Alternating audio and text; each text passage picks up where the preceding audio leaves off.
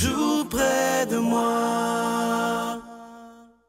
Bon vendredi, bienvenue à votre émission La Victoire de l'amour. Comme on le fait toutes les semaines, on rejoint notre amie, la docteure Valérie Julie Brousseau, et l'homélie avec quelqu'un qu'on apprécie beaucoup. Il est de Paris, le bon père Michel Marie.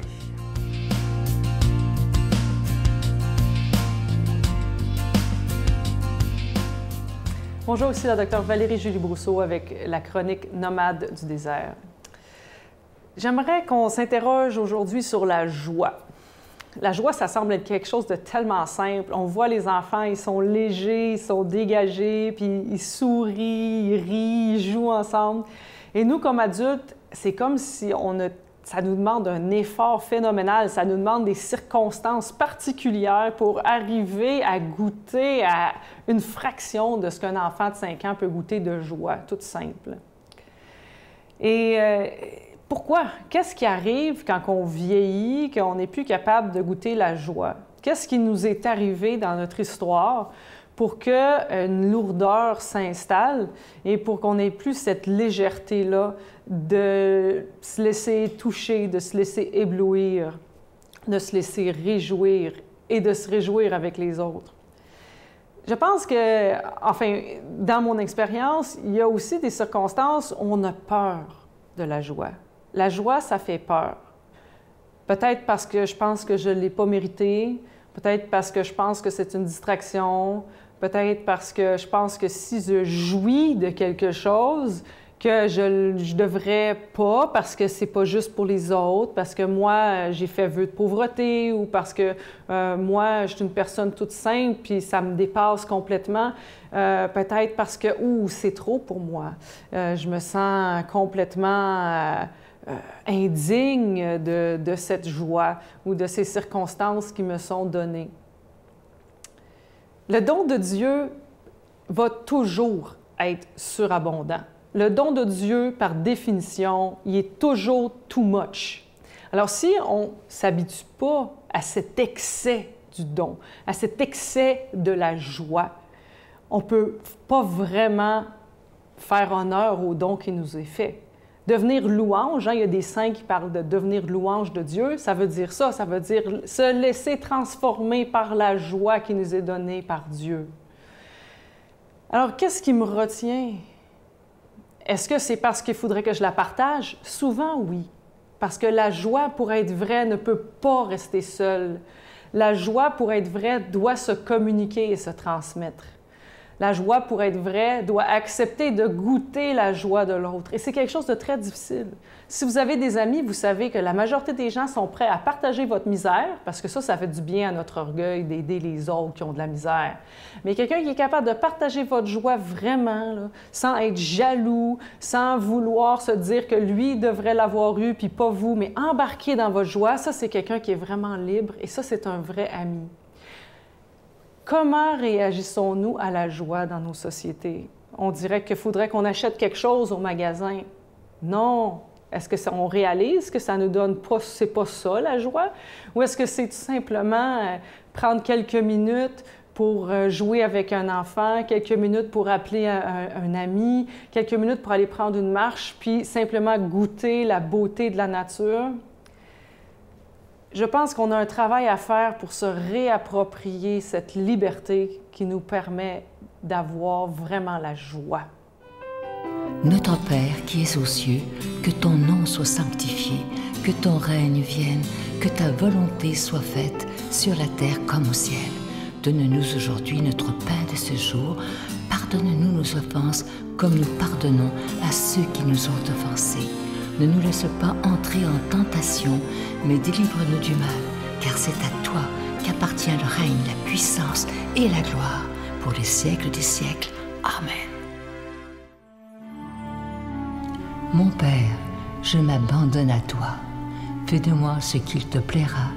Quoi que tu fasses de moi, je te remercie. Je suis prête à tout, j'accepte tout, pourvu que ta volonté se fasse en moi, en toutes les créatures. Je ne désire rien d'autre, mon Dieu. Je remets mon âme entre tes mains. Je te la donne, mon Dieu, avec tout l'amour de mon cœur, parce que je t'aime, et que ce m'est un besoin d'amour de me donner, de me remettre entre tes mains, sans mesure, avec une infinie confiance, car tu es mon Père.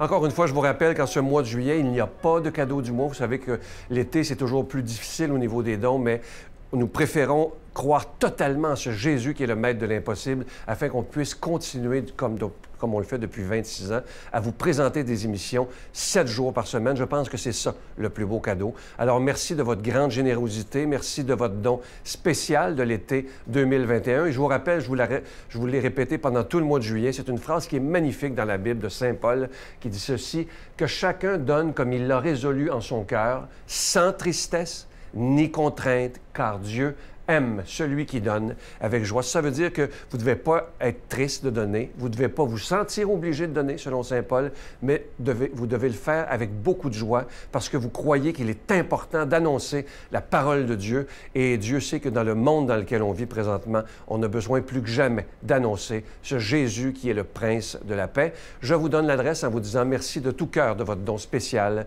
pour l'été 2021. La Victoire de l'amour, case postale 120, succursale Boucherville à Boucherville, le J4B 5E6, je vous la redonne. La Victoire de l'amour, case postale 120, succursale Boucherville à Boucherville, le J4B 5E6. Également par téléphone, par carte de crédit, du lundi au jeudi, de 8h à 17h, dans le 514-523-4433, 523-4433 ou sans frais, le 1-888-811-9291.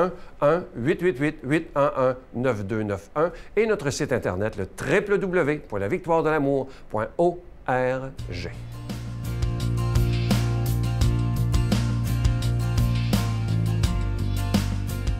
Mon Dieu, donnez-moi la sérénité d'accepter les choses que je ne peux changer, le courage de changer les choses que je peux et la sagesse d'en connaître la différence.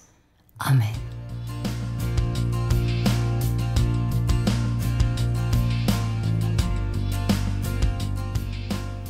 Bonjour à vous tous. Aujourd'hui, avec cet évangile, direction Nazareth. Évangile de Jésus-Christ selon saint Matthieu. En ce temps-là, Jésus se rendit dans son lieu d'origine et il enseignait les gens dans leur synagogue, de telle manière qu'ils étaient frappés d'étonnement et disaient « D'où lui viennent cette sagesse et ces miracles? N'est-il pas le fils du charpentier? Sa mère ne s'appelle-t-elle pas Marie? Et ses frères Jacques, Joseph, Simon et Jude? Et ses sœurs ne sont-elles pas toutes chez nous? Alors, d'où lui vient tout cela? » Et ils étaient profondément choqués à son sujet. Jésus leur dit, « Un prophète n'est méprisé que dans son pays et dans sa propre maison. » Et il ne fit pas beaucoup de miracles à cet endroit-là, à cause de leur manque de foi. Mes frères bien-aimés, aujourd'hui, c'est une leçon de vie extrêmement pratique que le Christ nous offre. À n'oublier sous aucun prétexte, si nous ne voulons pas nous décourager lorsque des voix s'élèvent pour critiquer notre personne, nos idées, nos actions, que sais-je. Aujourd'hui, à l'heure où le Christ nous donne rendez-vous dans son évangile, il a déjà accompli un grand nombre de miracles, dont certains ont fait grand bruit, la résurrection de la fille de Jaïr et beaucoup d'autres encore. Rien d'étonnant à ce que la jalousie se lève et défonce le Christ. Mais oui, c'est la jalousie qui pousse l'esprit humain à mettre en pièces l'œuvre d'un homme. Si l'esprit critique est une bonne chose et donne à l'intelligence ses lettres de noblesse, l'esprit de critique est une plaie qui détruit tout, y compris les œuvres de Dieu qu'il conduit à travers ses enfants les hommes. Aujourd'hui, on ne veut surtout pas déplaire, on veut professer des idées qui sont dans l'air du temps. Il faut dire ce que tout le monde pense et s'arranger pour ne pas déchaîner les esprits. Pardonnez-moi, mais le Christ a fait exactement le contraire. Il est resté fidèle à ce que le Père lui disait de dire et de faire. Aussi, il a payé le prix fort. Ça lui a coûté sa vie. Mais aujourd'hui, il est toujours là, présent, à travers la vie des hommes, avec sa sagesse unique et déstabilisante, j'en conviens. Un plat très épicé, on s'en souvient toujours, et notre gorge se rappelle la brûlure ressentie. Tandis qu'une soupe tiédasse, pas assez salée, on la vomit. Qui se tient sur la corde molle de la nuance démagogique ne fera jamais d'adepte. Mais revenons au Christ. Les habitants de son village, car nous sommes aujourd'hui, comme je vous le disais tout à l'heure, à Nazareth, notamment ses amis avec lesquels il a grandi, n'en reviennent pas de la qualité de ses enseignements. Là, ils en sont les témoins directs. Et ils ne peuvent être qu'enthousiastes et même étonnés de ce qu'il dit. Ils ont aussi entendu parler de ces fameux miracles dont ils ne voient pas beaucoup la couleur, d'ailleurs, faute de foi en lui. Mais, malgré tout cela, ils n'adhèrent pas. Ils mettent en doute la dimension prophétique de Jésus. Car au fond, ils ne veulent pas admettre que l'un des leurs sorte du lot, émerge du groupe. Jalousie, je vous l'ai dit tout à l'heure, avec son cortège de mauvaise foi. Mais voyons, s'écrie-t-il, il est bien le fils de Marie, il est bien le fils du charpentier Joseph. Sa proche parenté, on la connaît très bien, ses frères, ses sœurs, ses cousins, ses cousines. Mais pour qui se prend-il donc? Il n'est pas meilleur que nous. Et il a reçu de nos maîtres ce que nous avons tous reçu, sur les bancs de la même synagogue. Ah, voyez mes frères bien-aimés, comme il est difficile d'accepter le succès de son semblable. Jésus, en mesurant le peu d'accueil qu'il reçoit des siens, établit un principe, hélas, toujours à l'œuvre dans le monde. Nul n'est prophète en son pays. Et c'est bien vrai. Vous comme moi, nous l'avons constaté 1000 fois. Dans nos propres familles, nous avons du mal à être compris. Et nous avons du mal à comprendre les nôtres. Et là, ce n'est pas uniquement en raison d'une jalousie qui se serait levée, mais à cause d'une conviction idiote qui nous habite, à savoir que nous pensons avoir fait le tour des personnes qui vivent près de nous. Aussi, nous ne voulons plus rien entendre d'elles. On prétend déjà tout connaître de ce qu'elles auraient encore à nous dire. On va même jusqu'à mettre en doute leur valeur. Et on tourne la page, et on passe à d'autres visages, à d'autres voix. Voilà où se trouve le drame de toute transmission qui, un jour ou l'autre, finit par s'éteindre. On tue son rival comme on tue son père pour être à son tour quelqu'un d'estimé. Bêtise humaine. Que Dieu nous bénisse malgré tout, lui qui est Père, Fils et Saint-Esprit. Amen. Je vous salue Marie, pleine de grâce.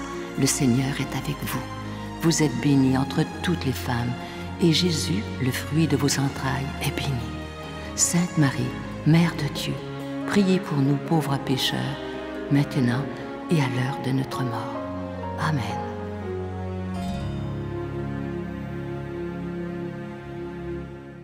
Je vous invite vraiment à ne pas manquer l'émission de ce dimanche. Je reçois avec beaucoup de joie Sébastien Korn. Il est entre autres chanteur dans un groupe qui s'appelle Impact. Et il y a une chanson qu'il va nous faire. Il y a un témoignage extraordinaire. Mais la chanson qu'il nous fait, c'est Infiniment grand. Et sur YouTube, elle a été vue plus de 7 millions de fois. C'est incroyable pour une chanson chrétienne. C'est beau, je vous le dis, là, même si l'émission c'était juste cette chanson-là, ce serait extraordinaire, je vous le dis. Moi, ça me touche énormément. Il est connu un peu partout dans le monde francophone, sur la planète. Ne manquez pas ça, vous allez avoir tout un talent. Bye. Oh Dieu, tu es infiniment grand, éternel puissant, roi majestueux. Oh Dieu, tu es infiniment